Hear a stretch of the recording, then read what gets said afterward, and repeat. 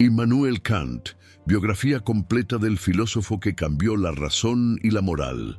¿Quién fue Immanuel Kant? Fue un filósofo alemán, figura central del pensamiento moderno. Para la creación de este video, utilizamos Kant, una biografía de Manfred Quinn y Immanuel Kant de Ernst Cassirer como referencia. Si te gusta la historia y las biografías, suscríbete al canal. Tenemos videos todos los días y no olvides darles me gusta, nos ayudan mucho. Cuéntame en los comentarios qué nombre te gustaría ver en el canal de Historia Lab Academia. Gracias. Capítulo 1. Orígenes y nacimiento, de 1724 a 1732. Immanuel Kant nació el 22 de abril de 1724 en la ciudad de Königsberg, una urbe portuaria del Báltico que, sin ser un gran centro político, concentraba una vida comercial activa y una tradición intelectual ligada a la universidad local. Su llegada al mundo ocurrió en el seno de una familia modesta, ajena a los privilegios de la nobleza y distante de las élites culturales. Este origen marcaría de forma decisiva su relación con el trabajo, la disciplina y la idea de esfuerzo personal como base de toda construcción moral. Su padre, Johann Georg Kant, era artesano talabartero. Se dedicaba a la fabricación de correas y arneses, un oficio que exigía precisión manual, constancia y paciencia. No se trataba de un trabajo particularmente lucrativo, pero sí estable, inserto en una tradición gremial que valoraba la responsabilidad individual y el cumplimiento del deber. Johann Georg no dejó escritos ni reflexiones teóricas, pero transmitió a su hijo una ética del trabajo sobria y silenciosa, basada más en el ejemplo cotidiano que en la instrucción verbal. La figura materna tuvo un peso especialmente significativo en los primeros años de Kant. Anna Regina Reuter, su madre, provenía de un entorno profundamente influido por el pietismo luterano. Era una mujer descrita por quienes la conocieron como inteligente, sensible y rigurosa en lo moral, sin caer en el dogmatismo severo. Su religiosidad no se expresaba en el temor ni en la ostentación, sino en una vida ordenada, austera y guiada por la convicción interior. Kant, ya adulto, recordaría a su madre como la persona que despertó en él el respeto por la dignidad humana y la importancia de la conciencia moral. El hogar familiar se caracterizaba por la sencillez material y la firmeza espiritual. La práctica del pietismo ocupaba un lugar central en la vida doméstica, pero no como imposición violenta, sino como marco de conducta. Las lecturas bíblicas, la introspección y la idea de una relación personal con Dios configuraron un ambiente donde la interioridad tenía mayor valor que las demostraciones externas de fe. Este clima contribuyó a moldear una temprana inclinación hacia la reflexión silenciosa y la observación atenta del comportamiento humano. Durante sus primeros años, Kant creció en un espacio reducido, sin lujos y con una estructura familiar clara. Fue el cuarto de 9 hijos, aunque varios de ellos murieron a edad temprana, una realidad común en la época. Esta experiencia temprana de fragilidad y pérdida no aparece documentada como un trauma explícito, pero formó parte del horizonte vital en el que se desarrolló su sensibilidad. La convivencia con la precariedad y la conciencia de la finitud estuvieron presentes desde el inicio de su vida. La infancia de Kant transcurrió principalmente en el entorno doméstico, bajo la supervisión constante de su madre. No existen registros de una niñez marcada por juegos exuberantes o aventuras callejeras. Por el contrario, todo indica que fue un niño reservado, físicamente frágil y de salud delicada. Esta constitución influyó en un estilo de vida más introspectivo, donde la lectura, la escucha y la atención reemplazaron a la actividad corporal intensa. En el plano intelectual, sus primeras influencias no provinieron de grandes libros filosóficos ni de maestros eruditos, sino del lenguaje moral cotidiano. Las nociones de responsabilidad, honestidad y autodisciplina se incorporaron a su carácter antes de convertirse en conceptos teóricos. La experiencia directa de una vida ordenada, regida por normas internas, dejó una huella profunda que más tarde se transformaría en reflexión sistemática. Königsberg ofrecía, además, un contexto urbano donde el comercio internacional convivía con una estructura social relativamente estable. Aunque Kant no reflexionó sobre ello en su infancia, la presencia constante de extranjeros, mercancías y lenguas distintas formaba parte del paisaje cotidiano. Esta exposición temprana a la diversidad, aún sin conciencia plena, amplió su percepción del mundo más allá del ámbito estrictamente local. Los primeros años de Kant no estuvieron marcados por hechos extraordinarios ni por episodios de genialidad precoz.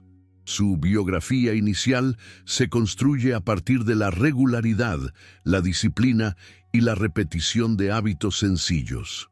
Precisamente en esa aparente falta de excepcionalidad se encuentra una de las claves de su posterior desarrollo: la convicción de que el pensamiento riguroso no nace del privilegio, sino del trabajo constante y de la formación del carácter. Este periodo inicial concluye con un niño que ha interiorizado normas morales claras, ha aprendido a valorar el orden y ha desarrollado una disposición reflexiva poco común para su edad. Sin grandes rupturas ni giros dramáticos, los cimientos de su vida intelectual y ética quedaron establecidos en el espacio íntimo de la familia, mucho antes de cualquier contacto formal con la filosofía o la academia. Capítulo 2. Infancia, educación temprana y formación religiosa, de 1732 a 1740. El ingreso de Immanuel Kant al Colegio Fridericianum marcó un cambio decisivo en su vida temprana. Hasta entonces, su mundo había estado limitado al ámbito doméstico, regulado por la moral familiar y por una religiosidad interiorizada. La escuela introdujo una estructura externa más exigente, donde el tiempo, el cuerpo y la mente quedaban sometidos a una disciplina estricta. El Fridericianum era una institución profundamente influida por el pietismo, y su proyecto educativo buscaba formar no solo estudiantes competentes, sino conciencias moralmente rectas. La jornada escolar estaba organizada con precisión casi militar. Las horas se distribuían entre el estudio de las lenguas clásicas, la memorización de textos religiosos y la repetición constante de ejercicios formales. El latín ocupaba un lugar central, no solo como herramienta lingüística, sino como vía de acceso a la tradición intelectual europea. El griego, aunque menos dominante, reforzaba el contacto con los textos antiguos y entrenaba una lectura atenta y rigurosa. Este aprendizaje temprano desarrolló en Kant una relación cuidadosa con el lenguaje, una sensibilidad por las estructuras formales y una capacidad analítica que más tarde sería esencial para su pensamiento filosófico. La formación moral impartida en el colegio no se apoyaba en la persuasión racional, sino en la obediencia y la introspección. Se esperaba que los estudiantes examinaran constantemente sus intenciones, identificaran faltas internas y corrigieran su conducta desde la conciencia. La moral no se presentaba como una reflexión abstracta, sino como una práctica diaria, vigilada y evaluada. En este contexto, Kant aprendió a convivir con la exigencia constante de autoexamen, una experiencia que, aunque en ese momento era religiosa, sembró la base de su posterior interés por la responsabilidad individual. La influencia del pietismo escolar difería de la vivida en el hogar. Mientras que en casa la religiosidad había sido serena y casi silenciosa, en el Fridericianum adquiría un tono más rígido y normativo. La repetición de sermones, la insistencia en la culpa y la vigilancia del comportamiento generaban una atmósfera de severidad. Kant no dejó testimonios directos de rechazo explícito durante estos años, pero su trayectoria posterior sugiere que esta forma de religiosidad institucional despertó en él una tensión entre la obediencia externa y la convicción interior. Desde el punto de vista personal, Kant continuó siendo un niño reservado. No destacó por una presencia dominante ni por liderazgo entre sus compañeros. Su fortaleza residía en la constancia y en la capacidad de concentración. La exigencia académica no parecía intimidarlo. Por el contrario, la estructura estricta le ofrecía un marco predecible donde podía desplegar sus habilidades intelectuales sin necesidad de confrontación social. La educación temprana también reforzó una relación ambigua con la autoridad. Por un lado, Kant aprendió a respetar reglas y jerarquías. Por otro, comenzó a distinguir entre la obediencia por costumbre y la obediencia por convicción. Esta distinción, todavía incipiente, no se formulaba en términos conceptuales, pero se manifestaba como una incomodidad silenciosa ante el cumplimiento mecánico de normas que no siempre eran comprendidas. El impacto de la formación religiosa fue profundo y duradero. La idea de que el valor moral de una acción depende de la intención interna más que de sus consecuencias visibles quedó firmemente arraigada. Sin embargo, durante estos años, esa noción seguía ligada a una concepción teológica del deber. La reflexión autónoma aún no había sustituido a la obediencia religiosa, pero el terreno para ese desplazamiento ya estaba preparado. El ambiente escolar también fomentaba la introspección solitaria. Los momentos de recogimiento y estudio individual eran frecuentes y la expresión emocional quedaba restringida. Kant se habituó a procesar sus pensamientos en silencio, desarrollando una vida interior intensa y ordenada. Esta práctica constante de reflexión privada fortaleció su capacidad para sostener largas cadenas de razonamiento, una habilidad que definiría su obra madura. Al finalizar esta etapa, Kant no era todavía un pensador en sentido estricto, pero sí un estudiante formado en la disciplina mental, la atención al detalle y el rigor moral. La infancia quedaba atrás, reemplazada por una temprana madurez intelectual. La educación recibida no le ofreció libertad de pensamiento, pero le proporcionó las herramientas formales que más tarde utilizaría para cuestionar, reorganizar y finalmente transformar los fundamentos mismos del conocimiento y de la moral. Capítulo 3. Estudios universitarios y crisis personal, de 1740 a 1746. El ingreso de Immanuel Kant a la Universidad de Königsberg representó un punto de inflexión silencioso pero decisivo en su trayectoria. Por primera vez, el marco rígido de la educación pietista dio paso a un espacio donde el conocimiento se presentaba como objeto de discusión, análisis y confrontación intelectual. La universidad no era un territorio de libertad plena, pero sí ofrecía una amplitud de horizontes muy superior a la del colegio. Kant se encontró de pronto ante disciplinas que no buscaban formar conciencias devotas, sino explicar el mundo mediante principios racionales. Sus estudios se orientaron hacia la filosofía, las matemáticas y las ciencias naturales. Esta combinación no era casual. En la Königsberg de la época, la filosofía todavía no se había separado claramente de las ciencias, y el ideal del conocimiento se apoyaba en la idea de un orden racional del universo. Kant se formó en un ambiente profundamente influido por el racionalismo alemán, especialmente por el sistema de pensamiento derivado de Gottfried Wilhelm Leibniz y sistematizado por Christian Wolff.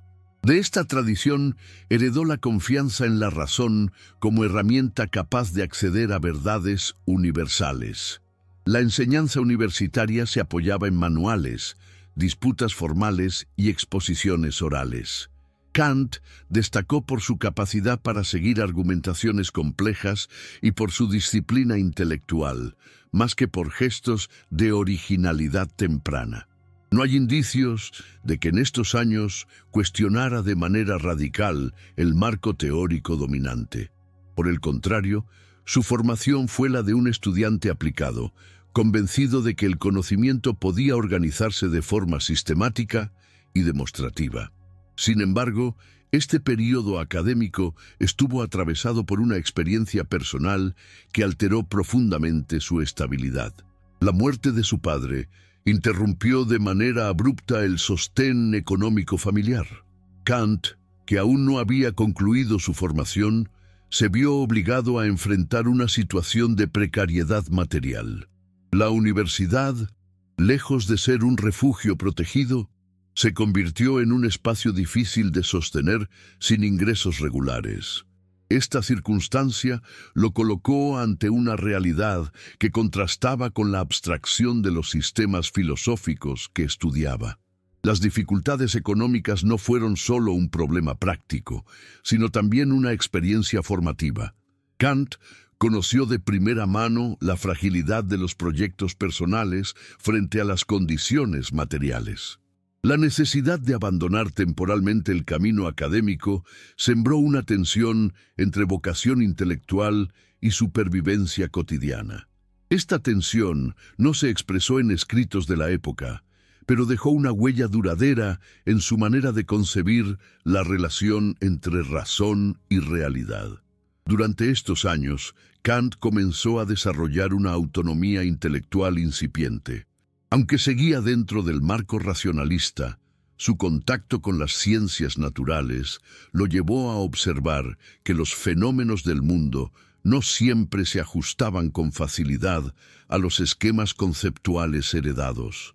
El estudio de la física y de la matemática aplicada le mostró un conocimiento que avanzaba por medio de la observación y la formulación de leyes, no solo por deducción lógica. Esta experiencia plantó una primera inquietud sobre los límites de los sistemas puramente racionales. El contraste entre la claridad formal de las teorías y la complejidad de la experiencia concreta empezó a hacerse evidente. Kant no formuló aún una crítica explícita, pero comenzó a percibir una distancia entre el orden ideal del pensamiento y las condiciones reales del conocimiento humano. Esta percepción se desarrolló de manera lenta, casi imperceptible, sin rupturas dramáticas ni declaraciones públicas.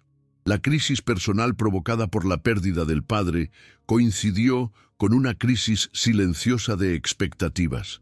La idea de una carrera académica lineal se vio interrumpida, obligándolo a replantear su camino inmediato. La universidad ya no podía ser el centro exclusivo de su vida, y el mundo exterior, con sus exigencias prácticas, reclamaba atención. Esta experiencia reforzó su inclinación a pensar el conocimiento no como un lujo intelectual, sino como una tarea que debía justificarse frente a la vida real. Al concluir esta etapa, Kant había adquirido una sólida formación académica, pero también había experimentado los límites de esa formación.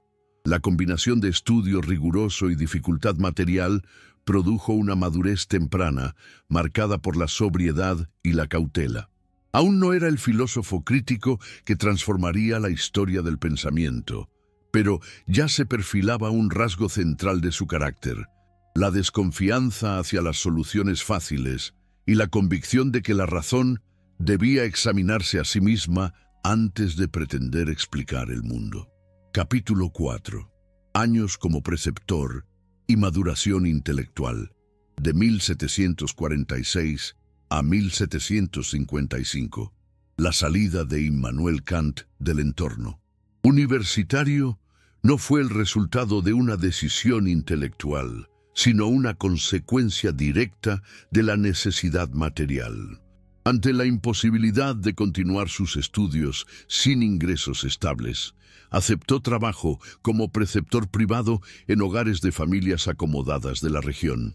Este periodo, lejos de ser un simple intervalo entre etapas académicas, constituyó una fase decisiva de observación, reflexión y transformación personal. Kant abandonó la relativa protección del mundo universitario y se adentró en la vida cotidiana de la sociedad prusiana, particularmente en ámbitos rurales y semiurbanos. El trabajo como tutor implicaba una convivencia estrecha con las familias empleadoras.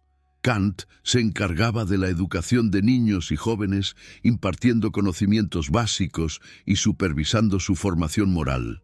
Esta tarea exigía paciencia, adaptación y una comprensión práctica de las diferencias sociales. Por primera vez, se vio obligado a traducir conceptos abstractos en explicaciones accesibles, adecuadas a distintas edades y temperamentos. Esta experiencia reforzó su capacidad pedagógica y le permitió desarrollar un estilo claro y ordenado de exposición, rasgo que más tarde caracterizaría sus clases universitarias. La vida fuera de Königsberg le ofreció un contacto directo con realidades diversas. Kant observó de cerca las jerarquías sociales, las costumbres locales y la relación entre educación y posición económica. Estas observaciones no se convirtieron en análisis sociológicos explícitos, pero ampliaron su comprensión del comportamiento humano. El filósofo en formación comenzó a percibir cómo las circunstancias influyen en las decisiones y en las posibilidades de acción, una idea que más adelante tendría resonancia en su reflexión sobre la libertad y la responsabilidad. Durante estos años, Kant llevó una vida sobria y metódica. No hay registros de excesos ni de una vida social intensa. Su rutina se organizaba en torno al trabajo docente, el estudio personal y largas caminatas que se convertirían en un hábito permanente. El aislamiento relativo favoreció una concentración sostenida en la lectura y en la escritura. Aunque no publicó obras de gran alcance en este periodo, comenzó a redactar manuscritos y ensayos que muestran un pensamiento en proceso de consolidación. La distancia física y simbólica respecto al pietismo institucional permitió un cambio gradual en su relación con la religión. Sin romper de forma abrupta con sus creencias, Kant empezó a desvincular la moral del marco estrictamente teológico. La experiencia de enseñar a otros le mostró que la conducta ética podía apoyarse en la razón práctica y en el ejemplo, más que en la amenaza de sanciones religiosas. Este desplazamiento fue lento y silencioso, sin declaraciones públicas ni conflictos abiertos, pero marcó un giro profundo en su cosmovisión. El contacto con la naturaleza y con la vida rural también influyó en su pensamiento. Kant se interesó por los fenómenos naturales no solo como objetos de estudio teórico, sino como realidades observables. Este interés reforzó su inclinación hacia las ciencias naturales y lo llevó a reflexionar sobre el orden del mundo físico. La regularidad de los ciclos naturales, la causalidad observable y la estructura del espacio despertaron preguntas que más tarde encontrarían expresión en sus primeros escritos científicos. A nivel intelectual, este periodo estuvo marcado por una creciente independencia. Kant comenzó a distanciarse de la aceptación pasiva de los sistemas filosóficos aprendidos en la universidad. Sin rechazarlos abiertamente, empezó a someterlos a examen, comparándolos con la experiencia empírica y con los avances científicos de su tiempo. Esta actitud crítica aún no se manifestaba como una teoría propia, pero sentó las bases de su futura originalidad. El regreso paulatino a Königsberg coincidió con una mayor claridad respecto a su vocación. Kant comprendió que su lugar no estaba en la enseñanza privada permanente, sino en la vida académica. Sin embargo, ya no regresaba como un estudiante dependiente, sino como un pensador más maduro, consciente de las exigencias del mundo real y de la necesidad de fundamentar el conocimiento de manera sólida. Al final de esta etapa, Kant había transformado una dificultad económica en una oportunidad formativa. La experiencia como preceptor no solo le permitió subsistir, sino que enriqueció su comprensión del ser humano, de la educación y de la relación entre teoría y práctica. Este periodo cerró con un pensador más autónomo, preparado para retomar la vida universitaria con una perspectiva renovada y con un proyecto intelectual que comenzaba a tomar forma. Capítulo 5. Inicio de la carrera académica y pensamiento precrítico, de 1755 a 1769. El regreso definitivo de Immanuel Kant a Königsberg marcó el inicio de una etapa de estabilidad profesional y de intensa actividad intelectual. Tras años de enseñanza privada y reflexión solitaria, logró integrarse formalmente a la vida universitaria, primero como docente sin salario fijo y más tarde como una figura reconocida dentro de la institución.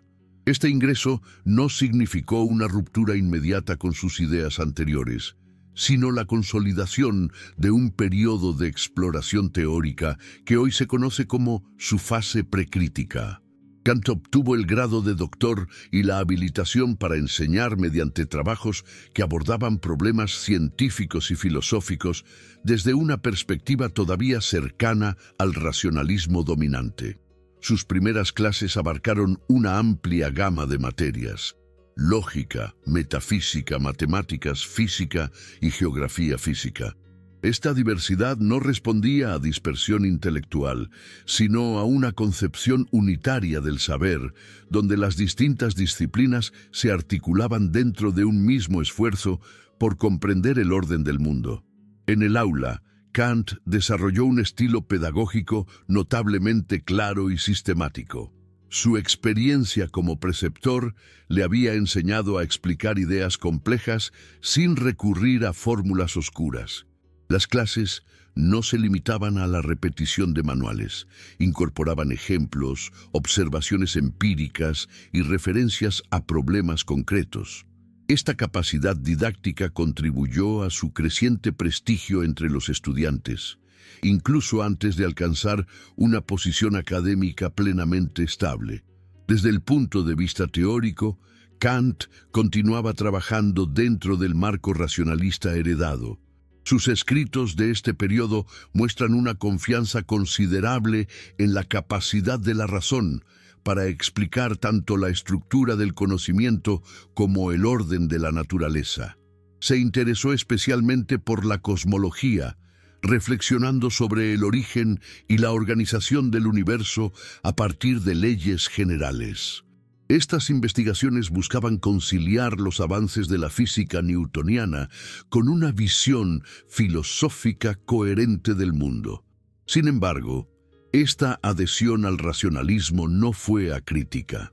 A diferencia de sus maestros intelectuales, Kant no se conformó con reproducir sistemas ya establecidos.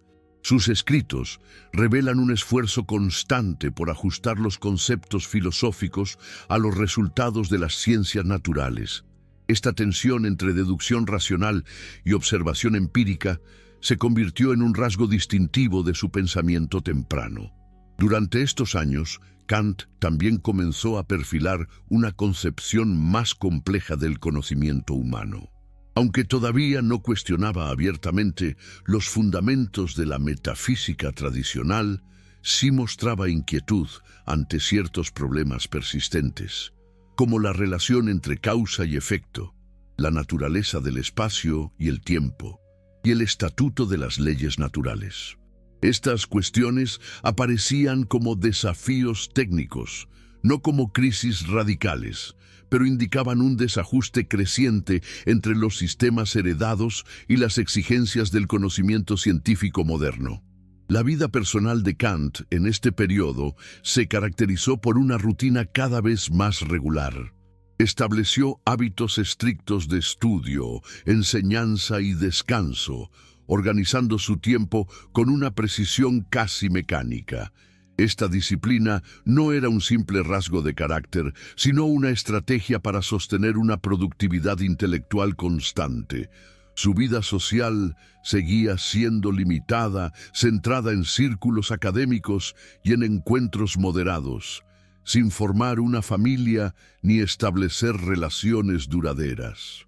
En el contexto intelectual de la Ilustración alemana, Kant ocupaba una posición intermedia.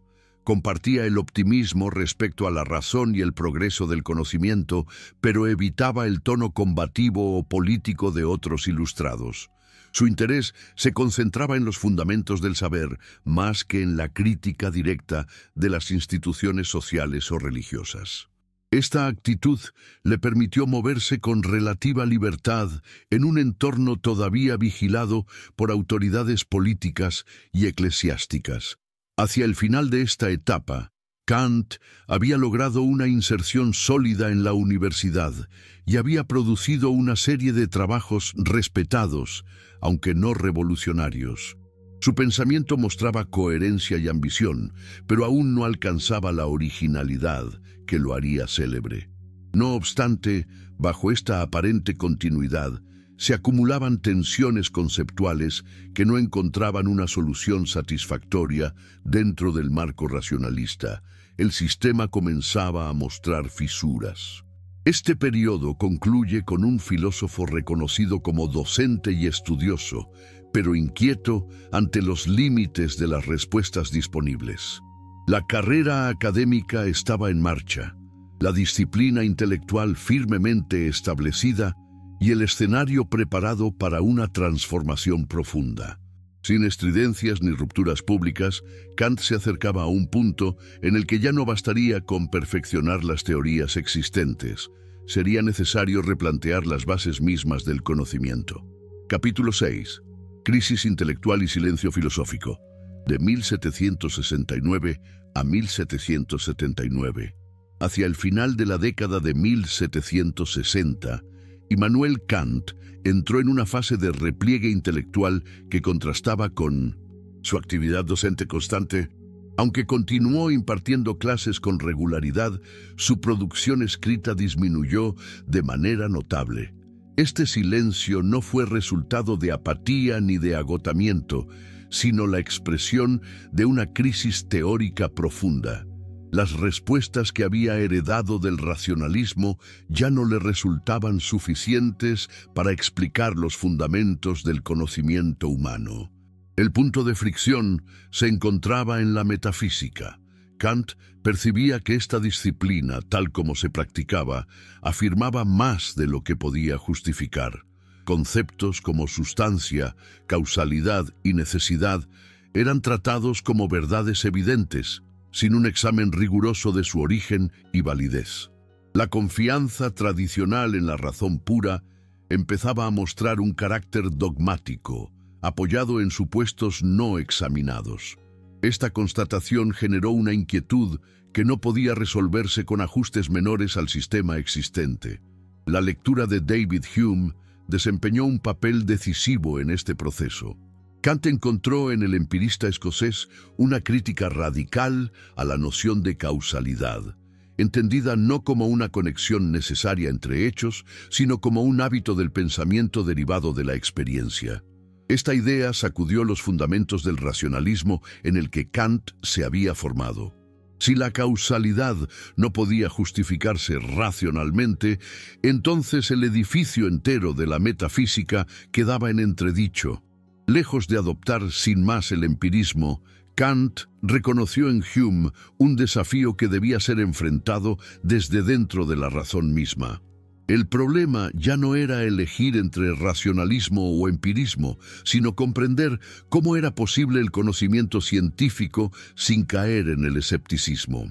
Esta pregunta se convirtió en el eje silencioso de su reflexión durante casi una década. El replanteamiento fue radical y exigente. Kant suspendió la publicación de obras filosóficas importantes mientras se dedicaba a revisar, una por una, las facultades del conocimiento.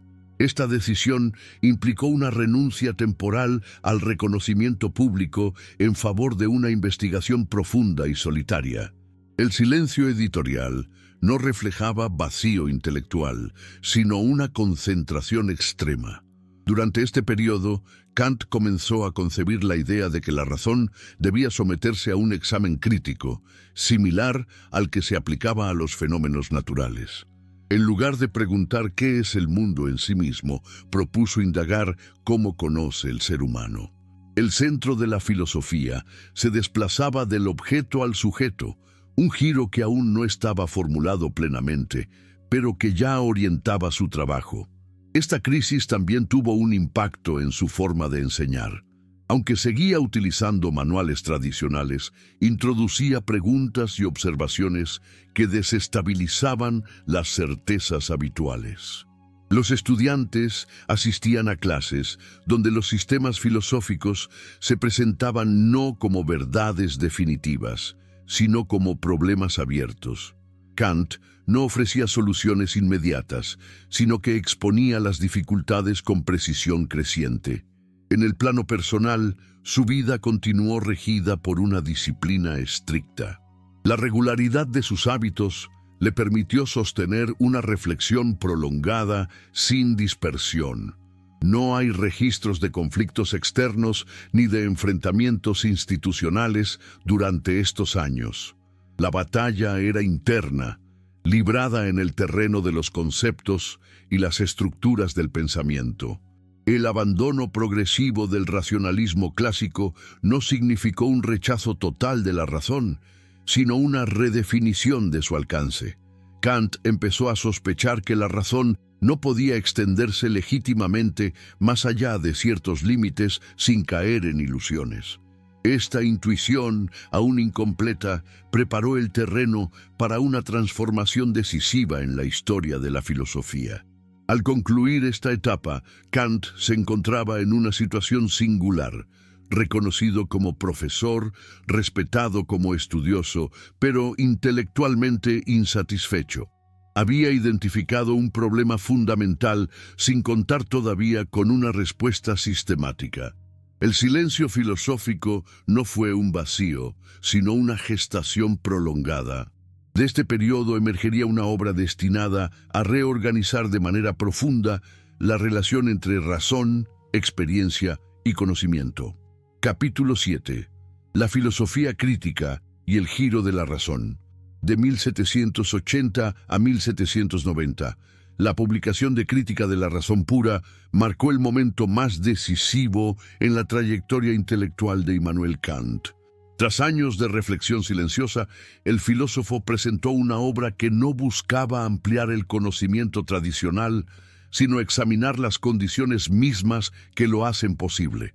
El impacto de este libro no residió únicamente en sus conclusiones, sino en el cambio de enfoque que introdujo.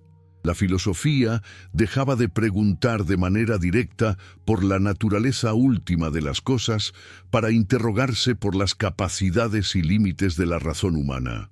Kant partió de una constatación fundamental. El conocimiento científico existe y funciona con notable eficacia, como lo demuestra la física moderna. El problema no era su validez empírica, sino su fundamento. ¿Cómo es posible que el ser humano formule leyes universales y necesarias a partir de la experiencia sensible, que siempre es particular y contingente? Esta pregunta estructuró toda la obra y dio lugar a una investigación minuciosa de las facultades cognitivas. El núcleo de su propuesta fue lo que él mismo describió como una revolución copernicana en filosofía. En lugar de suponer que el conocimiento debía ajustarse a los objetos, planteó que los objetos del conocimiento se conforman según las estructuras del sujeto que conoce. Esta inversión conceptual no negaba la existencia del mundo externo, pero afirmaba que solo puede ser conocido tal como aparece bajo las condiciones de nuestra sensibilidad y entendimiento.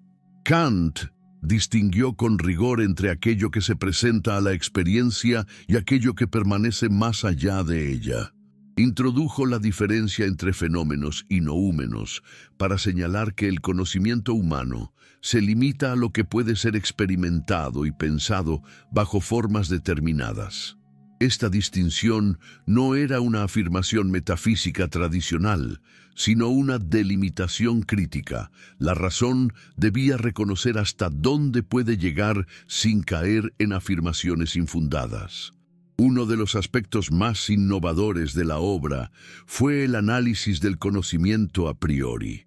Kant mostró que existen estructuras del pensamiento que no provienen de la experiencia, pero que la hacen posible. El espacio y el tiempo fueron presentados como formas de la sensibilidad, marcos necesarios a través de los cuales se ordenan las percepciones. De manera paralela, el entendimiento opera mediante conceptos fundamentales que organizan la experiencia en juicios coherentes. Estos elementos no describen el mundo tal como es en sí mismo, sino la manera en que puede ser conocido por el ser humano. La crítica de la razón pura también abordó los errores recurrentes de la metafísica tradicional. Kant analizó cómo la razón, cuando intenta ir más allá de la experiencia, genera contradicciones internas y falsas certezas. Estas ilusiones no eran simples equivocaciones individuales, sino tendencias estructurales del pensamiento humano. Al identificarlas, Kant no buscaba desacreditar la razón, sino protegerla de sus propios excesos. La recepción inicial de la obra fue compleja. Muchos contemporáneos la consideraron oscura y difícil, tanto por su lenguaje técnico como por la novedad de su enfoque. Algunos críticos interpretaron erróneamente sus tesis como una forma de escepticismo radical, mientras que otros las vieron como una amenaza a la metafísica tradicional. Kant respondió a estas reacciones con aclaraciones posteriores, sin abandonar el núcleo de su propuesta. Durante esta década, Kant continuó afinando y defendiendo su sistema crítico. Su labor no se limitó a una obra aislada, sino a la consolidación de un nuevo modo de hacer filosofía. En el ámbito académico, comenzó a ser reconocido como una figura central del debate intelectual, aunque no exenta de controversia. Su pensamiento exigía un esfuerzo considerable de comprensión, pero ofrecía una estructura conceptual capaz de integrar ciencia, experiencia y razón sin recurrir al dogmatismo. Este periodo transformó de manera definitiva la posición de Kant en la historia del pensamiento. Ya no era solo un profesor respetado ni un teórico competente, sino el autor de una propuesta que redefinía los límites del conocimiento humano. La razón, lejos de ser omnipotente, adquiría una forma precisa y delimitada. Este giro no empobrecía la filosofía, la dotaba de un nuevo rigor, fundado en la autocrítica y en el reconocimiento de sus propias condiciones de posibilidad. Capítulo 8. Ética, libertad y razón práctica, de 1790 a 1797. Tras haber delimitado con precisión el alcance del conocimiento teórico, Immanuel Kant dirigió su atención hacia un problema distinto, pero igualmente fundamental: la acción humana. Si la razón posee límites claros cuando intenta conocer el mundo, ¿qué papel desempeña cuando orienta la conducta? Esta pregunta dio lugar a una nueva etapa de su pensamiento, centrada en la ética y en la posibilidad de la libertad moral. Lejos de ser un complemento secundario de su filosofía, esta reflexión constituyó un eje autónomo, con métodos y objetivos propios. Kant partió de una constatación simple pero exigente: los seres humanos no solo describen el mundo, también actúan en él, y lo hacen bajo la convicción de que sus decisiones pueden ser correctas o incorrectas. La moral, en este sentido, no se reduce a costumbres sociales ni a mandatos religiosos, sino que se presenta como una exigencia racional. El problema filosófico consistía en explicar cómo es posible una obligación moral que no dependa de intereses, inclinaciones o consecuencias externas. En este contexto, Kant formuló el principio que organiza toda su ética: el imperativo categórico. A diferencia de las normas condicionadas, que indican qué hacer para alcanzar un fin determinado, este principio expresa una exigencia incondicional. La moral no ordena actuar para obtener algo, sino actuar de una manera que pueda ser válida para cualquier ser racional. Esta universalidad no surge de una autoridad externa, sino de la estructura misma de la razón práctica. La noción de deber ocupó un lugar central en esta reflexión. Kant sostuvo que una acción posee valor moral no por sus resultados visibles, sino por la intención que la motiva. Actuar moralmente significa obrar por respeto a la ley moral, no por miedo al castigo ni por deseo de recompensa.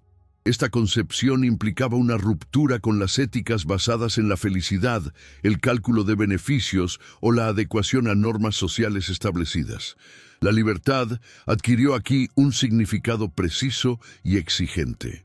Kant no la entendió como la simple capacidad de elegir entre opciones, sino como la autonomía de la voluntad. Ser libre significaba darse a uno mismo la ley que rige la acción, sin depender de impulsos externos. Esta idea vinculaba estrechamente moralidad y libertad. Solo un ser capaz de actuar según principios racionales puede considerarse verdaderamente libre.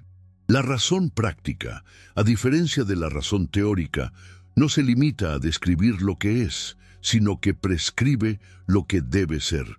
Kant sostuvo que esta capacidad normativa no puede derivarse de la experiencia, ya que ninguna observación empírica puede generar una obligación universal. La moral, por tanto, se funda en la razón misma, entendida como facultad de legislar para la acción. Durante estos años, Kant también abordó la relación entre moralidad y religión desde una perspectiva crítica. Sin negar la importancia cultural de las creencias religiosas, sostuvo que la ética no depende de revelaciones ni de mandatos divinos. La moral precede a la religión y no al revés.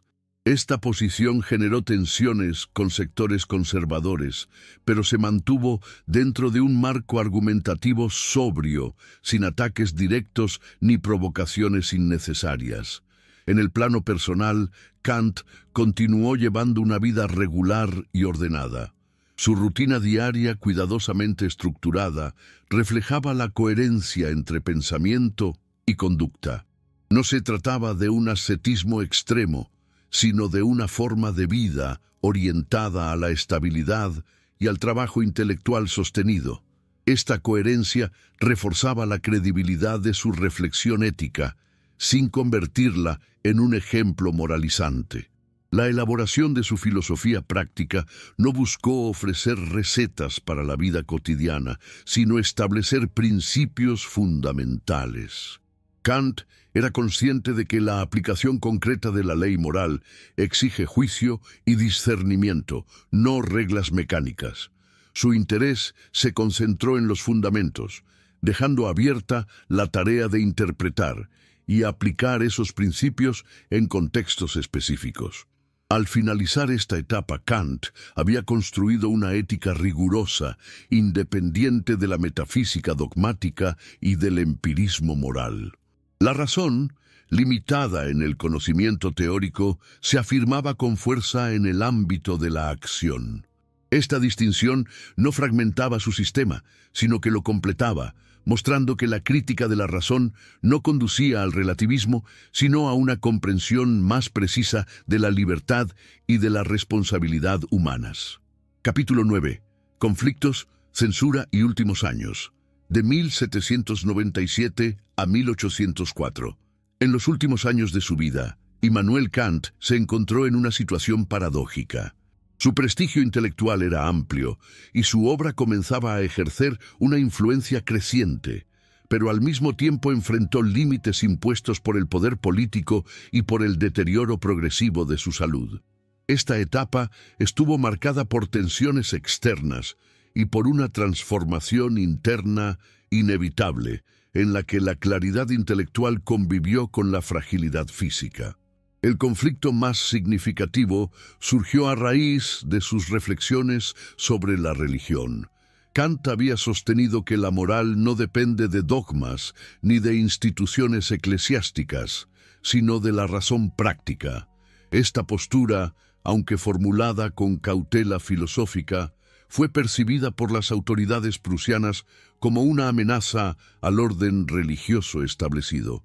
El Estado, que mantenía un control estricto sobre la enseñanza y la publicación de ideas consideradas sensibles, reaccionó imponiendo restricciones directas a su libertad intelectual. Kant recibió una orden oficial que le prohibía escribir o enseñar públicamente sobre religión. Lejos de responder con confrontación abierta, adoptó una actitud prudente. Aceptó formalmente la censura, no como reconocimiento de error, sino como una decisión estratégica para evitar un conflicto mayor. Esta obediencia externa no implicó una retractación de sus ideas, sino un silencio impuesto en un ámbito específico de su reflexión. Este episodio reveló una contradicción significativa entre la libertad de pensamiento defendida por la Ilustración y las condiciones reales en las que los filósofos debían desenvolverse. Kant, que había reflexionado profundamente sobre la autonomía moral, se vio obligado a negociar con el poder político. Su respuesta fue coherente con su carácter. Evitó el escándalo, preservó su trabajo filosófico y mantuvo su integridad intelectual sin exponerse a sanciones más severas. Mientras tanto, su estado físico comenzó a deteriorarse de manera gradual. La energía que había sostenido décadas de trabajo disciplinado fue disminuyendo. Aparecieron dificultades de memoria y una fatiga persistente que afectaron su capacidad de concentración.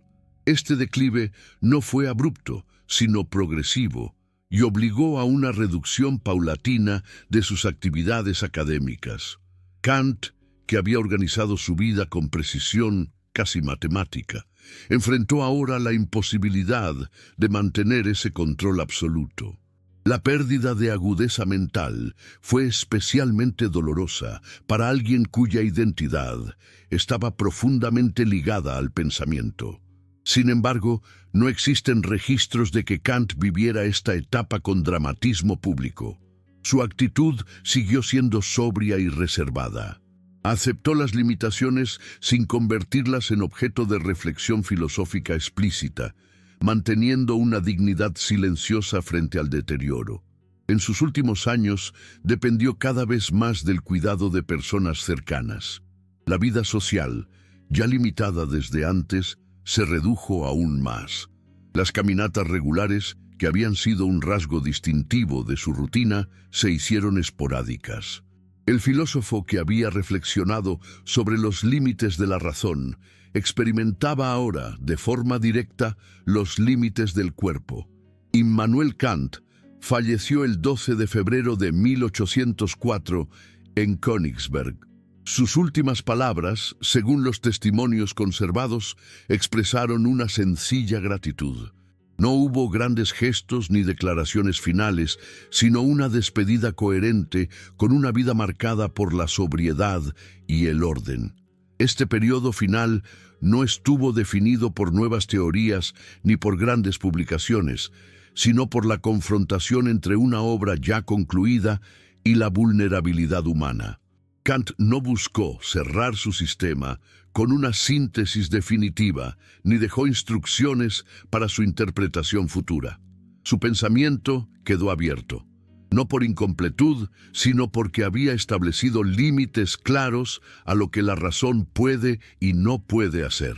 Al concluir su vida, Kant dejó tras de sí una trayectoria intelectual que había transformado la manera de pensar el conocimiento, la moral y la libertad. Sus últimos años, atravesados por el silencio y la fragilidad, no disminuyeron el alcance de su obra, sino que recordaron que incluso las mentes más rigurosas están inscritas en la condición humana. Capítulo 10. Legado, influencia y curiosidades históricas. De 1804 en adelante, tras la muerte de Immanuel Kant, su obra comenzó una vida propia, independiente de la figura discreta y metódica que la había producido. El impacto de su pensamiento no fue inmediato ni uniforme, pero se desplegó con fuerza a lo largo del siglo XIX, influyendo de manera decisiva en el rumbo de la filosofía moderna. Sus ideas no ofrecían un sistema cerrado ni una doctrina fácilmente aplicable. Proponían, más bien, un método crítico que obligaba a repensar los fundamentos del conocimiento, de la moral y de la acción humana. En el ámbito filosófico, el efecto más visible fue el surgimiento del idealismo alemán. Pensadores posteriores tomaron como punto de partida la idea kantiana de que el sujeto desempeña un papel activo en la constitución de la experiencia. A partir de ahí, desarrollaron sistemas propios que buscaban superar o reinterpretar los límites establecidos por Kant. Aunque estas corrientes no siempre coincidieron con sus conclusiones, reconocieron en su obra un punto de inflexión irreversible en la historia del pensamiento. La influencia de Kant no se restringió a la metafísica. Su concepción de la moral como autonomía racional dejó una huella profunda en la reflexión ética moderna. La idea de que la dignidad humana reside en la capacidad de darse leyes a uno mismo se convirtió en un principio central para teorías posteriores sobre derechos, justicia y responsabilidad. Este enfoque ofreció una base filosófica para pensar la igualdad moral sin recurrir a fundamentos religiosos o tradicionales. En el terreno político, aunque Kant no elaboró una teoría práctica del gobierno, sus reflexiones sobre la razón, la libertad y la legalidad influyeron en debates sobre el Estado de Derecho y la legitimidad de las normas. La noción de que las leyes deben ser universalizables y racionalmente justificables encontró eco en la construcción de sistemas jurídicos modernos. Su pensamiento contribuyó a reforzar la idea de que la autoridad legítima no se impone por la fuerza, sino por su coherencia racional. La recepción de Kant también atravesó momentos de resistencia. Su estilo exigente y su lenguaje preciso generaron interpretaciones divergentes y, en ocasiones, simplificaciones excesivas. Algunos lo leyeron como un escéptico encubierto, otros como un defensor extremo de la razón. Estas lecturas parciales dieron lugar a debates prolongados que, lejos de agotarlo, mantuvieron su obra en constante discusión. Kant no fue un autor de consenso, sino un punto de referencia obligado. Más allá de su legado intelectual, ciertos rasgos de su vida cotidiana adquirieron un carácter casi legendario. Su disciplina extrema, la regularidad de sus horarios y la previsibilidad de sus paseos se convirtieron en anécdotas repetidas por generaciones posteriores. Estas curiosidades, aunque reales, no deben interpretarse como excentricidades, sino como expresiones coherentes de una vida organizada en torno al trabajo intelectual y a la estabilidad personal. Kant nunca viajó lejos de su ciudad natal, ni buscó reconocimiento social amplio. Sin embargo, su pensamiento cruzó fronteras lingüísticas y culturales con rapidez. Fue estudiado, criticado y reinterpretado en contextos muy distintos al suyo. Esta expansión contrastó con la vida geográficamente limitada que llevó, recordando que la influencia de una obra no depende del alcance físico de su autor. En el ámbito académico contemporáneo, Kant continúa siendo una figura central en la formación filosófica. Sus textos siguen desafiando a estudiantes y especialistas por igual, no por ofrecer respuestas sencillas, sino por exigir un esfuerzo constante de comprensión. Su método crítico permanece vigente como herramienta para analizar los límites y posibilidades de la razón en distintos campos del saber.